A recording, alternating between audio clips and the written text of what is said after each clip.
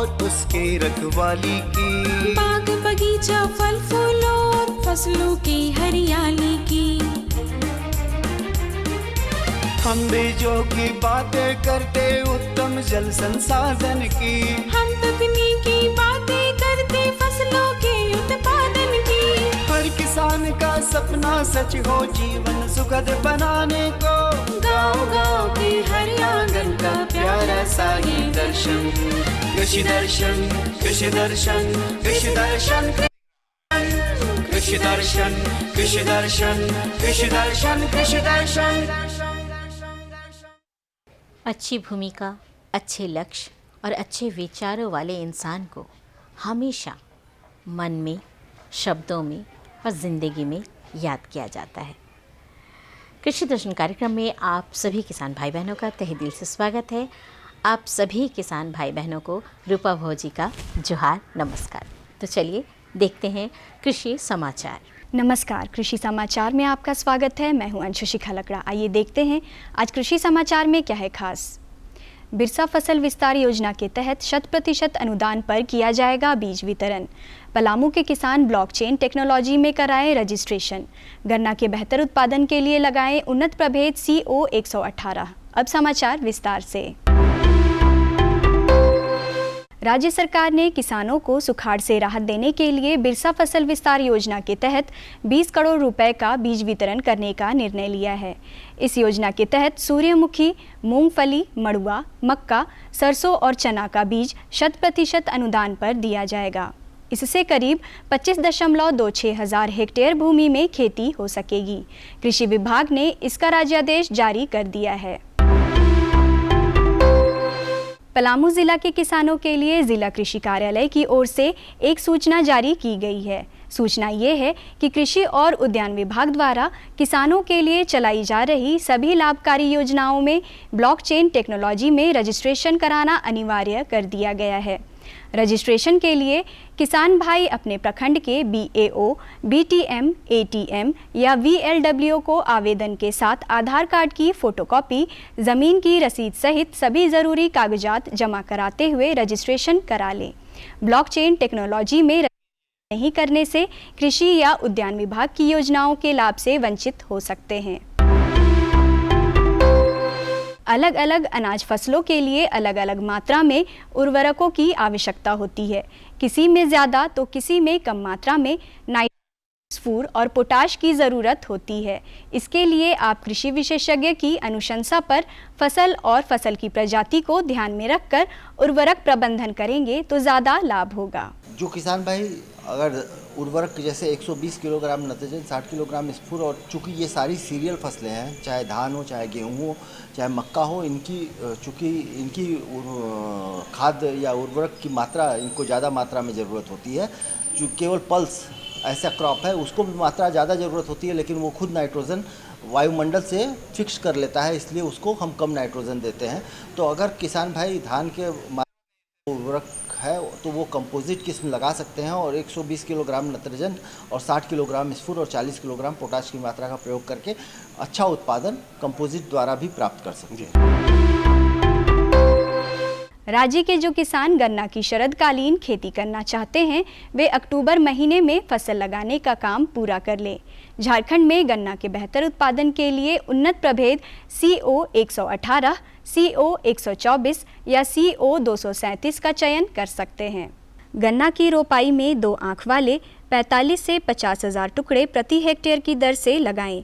इसे 30 सेंटीमीटर की गहराई में रोपें, जिसमें कतार से कतार की दूरी 90 सेंटीमीटर रखें। बेहतर उत्पादन के लिए उन्नत प्रभेद CO 118, CO 124 और CO 237 की उत्पादन क्षमता औसतन 1000 क्विंटल प्रति हेक्टेयर है। किसान भाइयों, खेत की तैयारी करने और खड़ी फसल में निकाई गुड़ाई करने के लिए कृषि उपकरण कल्टीवेटर की सहायता ले सकते हैं। कल्टीवेटर की कार्यक्षमता 1 एकड़ प्रतिदिन है। आइए जानते हैं मिर्च फसल में रासायनिक दवा के बिना कैसे कीट नियंत्रण करें। समेकित कीट प्रबंधन के तहत मिर्च फसल में कीट नियंत्रण के कई ऐसे उपाय हैं जो रासायनिक दवा से ज़्यादा कारगर हैं। इन्हीं में एक सरल उपाय ये है कि ये मिर्च फसल को हॉपर्स और सफ़ेद मक्खी कीट से बचाने के लिए खेत में प्रति एकड़ की दर से एक डेल्टा चिपचिपा ट्रैप लगाएं। ये कीट इसमें चिपक कर मर जाएंगे। और अब एक नज़र राज्य के 5 प्रमुख शहरों के मौसम के मिजाज पर।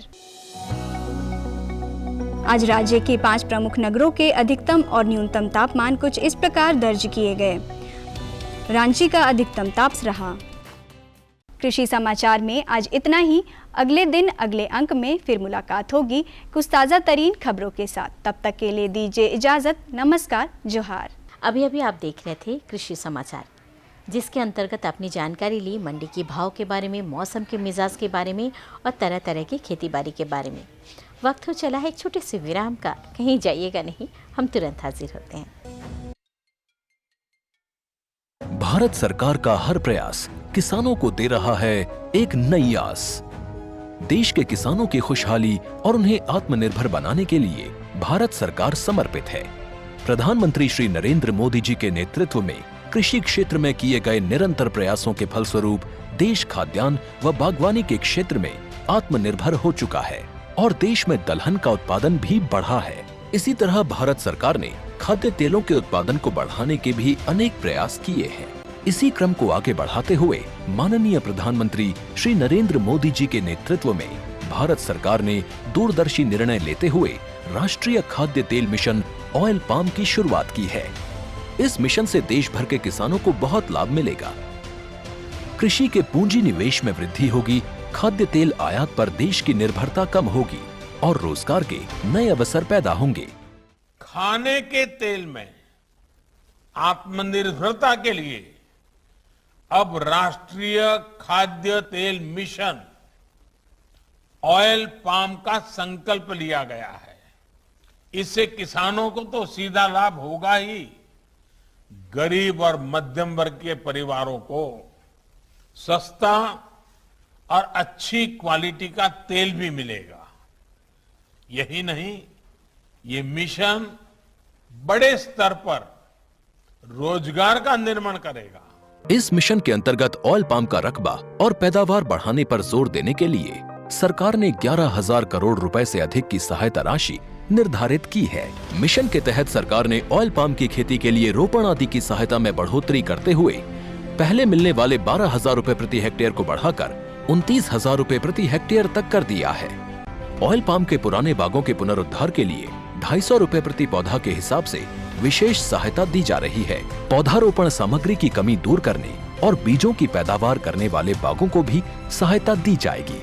इसके तहत 15 हेक्टेयर ऑयल पाम उद्यान के लिए 80 लाख रुपए तक की सहायता राशि दी जाएगी। इसके अलावा नर्सरी विकास के लिए 40 लाख रुपए तक तय किए गए हैं। पूर्वोत्तर और अंडमान राज्यों के लिए विशेष सहायता का भी प्रावधान है। ऑयल पाम के किसान ताजे फलों के गुच्छे यानी FFB का उत्पादन करते हैं, जिनकी वर्तमान में कीमतें अंतर्राष्ट्रीय मूल्यों में उतार चढ़ाव के आधार पर तय होती हैं। पहली बार केंद्र सरकार ताजे फलों के गुच्छे की कीमत के लिए किसानों को आश्वासन दे रही है। ये व्यवहार्यता मूल्य यानी VP कहलाएगा, यानी किसानों को कोई घाटा नहीं होने दिया जाएगा। व्यवहार्यता मूल्य VP तय करने की शुरुआत 1 नवंबर से होगी और अगले वर्ष 31 अक्टूबर तक जारी रहेगी। इसे ऑयल पाम वर्ष कहा जाएगा। इस योजना के तहत वर्ष 2025-26 तक ऑयल पाम का रकबा 6.5 लाख हेक्टेयर सृजित करने और कच्चे ऑयल पाम की पैदावार वर्ष 2025-26 तक 11.20 लाख टन पहुंचाने का लक्ष्य निर्धारित किया गया है। सरकार के इस महत्वपूर्ण निर्णय से देश में ऑयल पाम की खेती करने वाले किसानों में विश्वास पैदा होगा और वे खेती का रकबा बढ़ाएंगे। इस तरह पाम ऑयल का उत्पादन भी बढ़ेगा, जिससे किसानों की आय बढ़ेगी और ग्रामीण अर्थव्यवस्था भी सुदृढ़ होगी। बारी है जानकारी की, तो आज हम आपको लिए चलेंगे अपने स्टूडियो विशेषज्ञ के पास। तो आइए देखते हैं, चलते हैं स्टूडियो और लेते हैं जानकारी। किसान भाइयों नमस्कार। कृषि दर्शन के आज के इस अंक में आप सभी का स्वागत है। किसान भाइयों, मोटे अनाजों की खेती लंबे समय से की जाती रही है। हमारे पुरखों के सेहत का राज भी कभी ये रहा है। हमारा स्वास्थ्य इससे अच्छा रहता है और साथ ही साथ मोटे अनाजों की खेती से कई तरह के लाभ भी हैं। झारखंड में मोटे अनाजों की खेती की क्या संभावनाएं हैं, आप किस तरह से मोटे अनाजों की खेती कर सकते हैं और इससे क्या लाभ प्राप्त हो सकता है समाज को, सेहत को और किसानों को, इन तमाम विषयों पर आज हमारी बातचीत होगी। इस विषय पर बातचीत करने के लिए हमारे साथ स्टूडियो में मौजूद हैं डॉक्टर मनोज कुमार सिंह। डॉक्टर मनोज कुमार सिंह दिव्यांग कृषि विज्ञान केंद्र मोराबादी में बतौर वैज्ञानिक कार्यरत हैं। डॉक्टर साहब, इस कार्यक्रम में आपका स्वागत है। नमस्कार। किसान भाइयों, मोटे अनाजों के विषय में तमाम जानकारियां हम आप तक पहुंचाएंगे, आप हमारे साथ बने रहिए। डॉक्टर साहब, जब हम मोटे अनाजों की बात करते हैं, थोड़ा पहले जाते हैं, अगर 60 के दशक की बात करें या उससे पहले भी, तो मोटे अनाजों की खेती यहाँ पर बड़े पैमाने पर होती थी।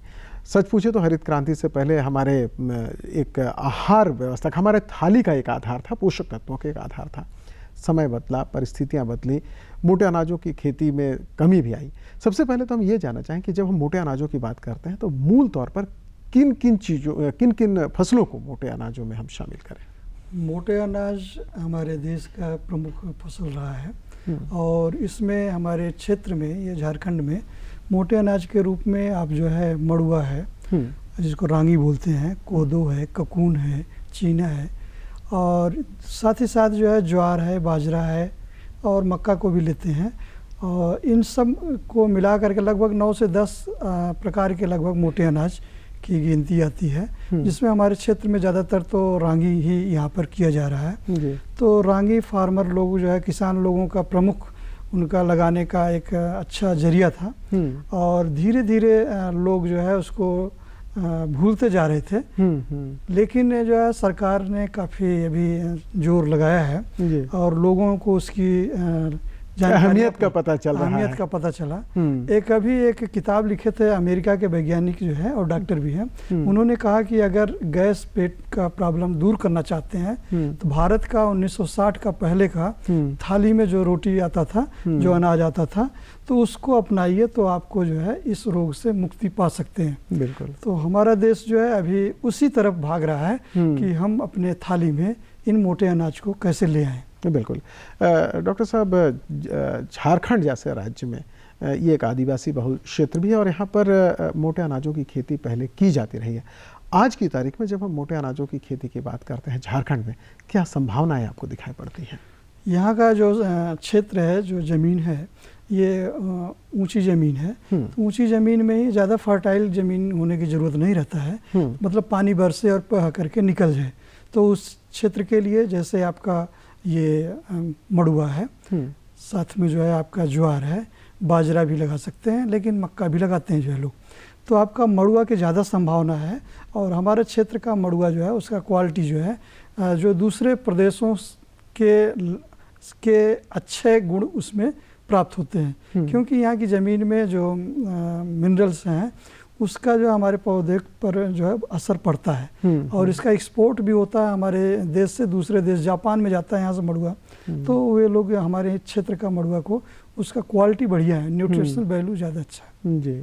तो जब हम मोटे अनाजों की खेती की बात करते हैं, आपने बताया कि तमाम संभावनाएं भी अच्छी है और एक्सपोर्ट क्वालिटी की यहाँ पर मड़ुआ का उत्पादन किया जाता है। समय क्या होना चाहिए जब हम मोटे अनाजों की बात करें? हालांकि समय थोड़ा इधर उधर हो सकता है, लेकिन आमतौर पर जो मोटे अनाज है लगाने का क्या समय होगा? लगाने की समय जो है आपका खरीफ सीजन जो बरसात का आता है, उसी समय खेत की बढ़िया ढंग से 1-2 बार देसी हल से जुताई करके मिट्टी को थोड़ा भुरभुरा कर लें जाए और खेत को थोड़ा समतल करने की कोशिश करें, पानी का निकास की व्यवस्था कर लें जो है।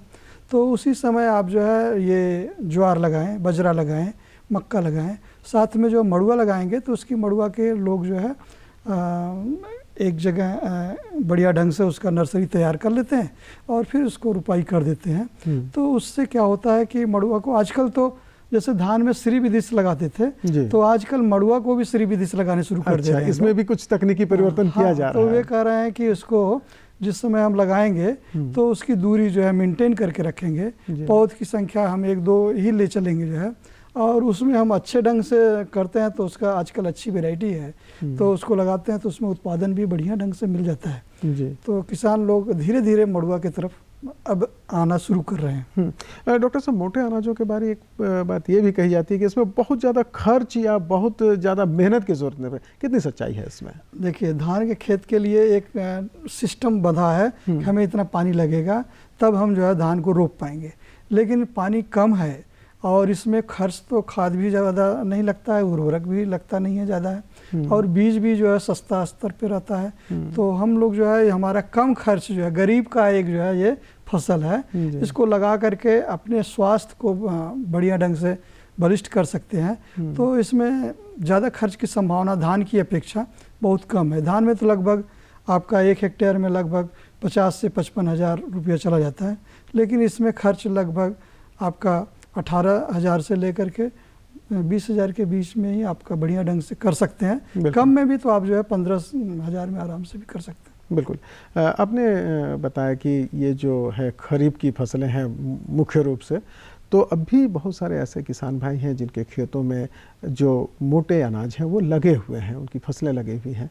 क्या सुझाव देना चाहेंगे आप उन किसान भाइयों को जिनके खेतों में मोटे अनाज लगे हुए हैं? किसान भाई, आपके खेत में जो भी मड़ुए लगे हैं, अब तो उसमें फूल आने का और फली लगने का समय और लगने का, दाना बैठने का समय आ गया है। इस समय सावधानी रखेंगे, पानी अगर जो बरसता है तो निकासी का प्रबंध कर लिया जाए, और साथ ही साथ अगर जो है उसमें फूल अभी नहीं आया है तो आपके पास अगर संभव हो तो हल्का जो है टॉप ड्रेसिंग यूरिया का छिड़काव कर सकते हैं, या जो है आप जो है जानवर का मूत्र है तो उसमें जो है आप 4-5 दिन पुराना हो जाए तो 1 मग्गा या 10 मग्गा पानी मिला करके छिड़काव करेंगे तो उसमें भी नाइट्रोजन की मात्रा, फास्फोरस, पोटास मिल जाता है। और आपका यही रहना चाहिए कि पानी का जमाव न होने पाए, और उसमें कोई रोग व्याधि लगता है तो फंगिसाइड के रूप में बेबिस्टीन आप जो है या डाइथेम 45 1 लीटर पानी में 2 ग्राम छिड़काव कर सकते हैं।